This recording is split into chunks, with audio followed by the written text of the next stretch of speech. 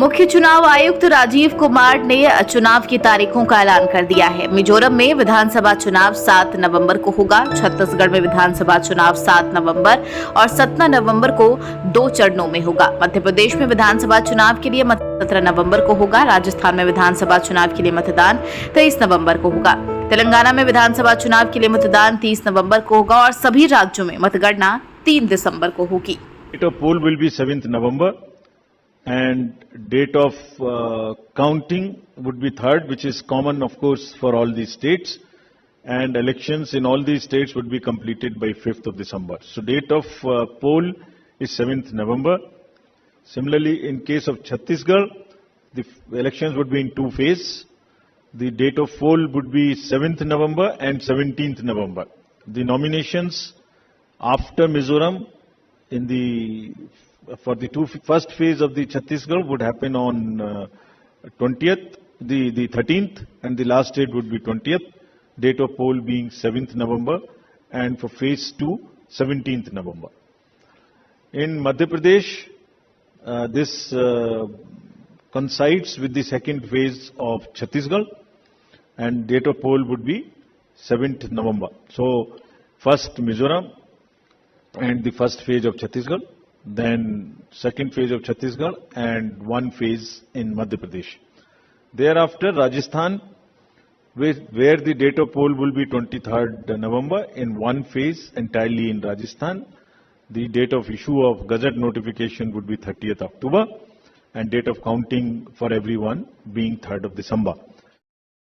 आज का दिन पीएम मोदी ने कहा, आज का दिन भारत और तंजानिया के संबंधों के लिए एक ऐतिहासिक दिन है। आज हम अपनी सदियों पुरानी मित्रता को भावी रणनीतिक साझेदारी के सूत्रों में बांध रही हैं।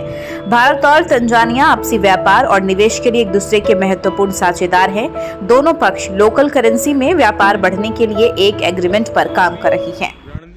आज का दिन भारत और तंजानिया के संबंधों में एक ऐतिहासिक दिन है। आज हम अपनी सदियों पुरानी मित्रता को स्ट्रैटेजिक पार्टनरशिप के सूत्र में बांध रहे हैं।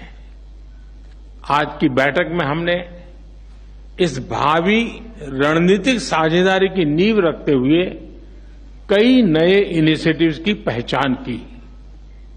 भारत और तंजानिया आपसी व्यापार और निवेश के लिए एक दूसरे के महत्वपूर्ण पार्टनर्स हैं।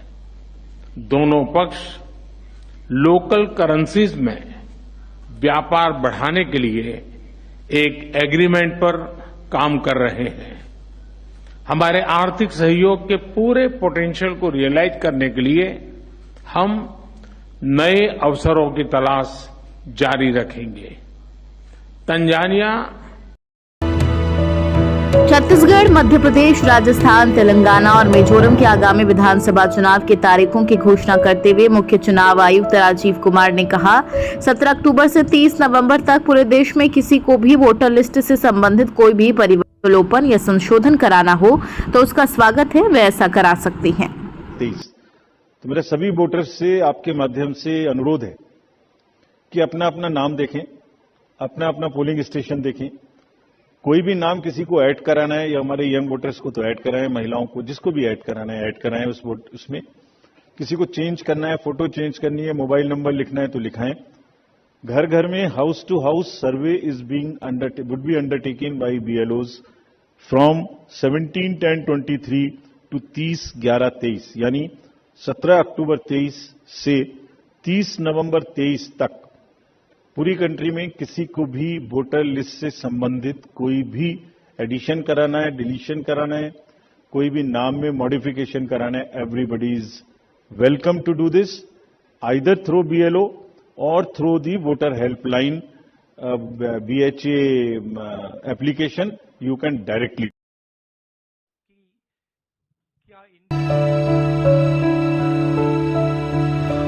कांग्रेस नेता राहुल गांधी ने कहा, कांग्रेस अध्यक्ष ने हमारी जो सबसे बड़ी निर्णय लेने वाली कार्य समिति ने निर्णय लिया है कि हम जातिगत जनगणना करवाएंगे और भाजपा को इसे करवाने पर भी जोर डालेंगे और अगर वे नहीं करते हैं तो उन्हें पीछे हट जाना चाहिए क्योंकि देश जातिगत जनगणना चाहता है। इंडिया गठबंधन इसका समर्थन करेगी।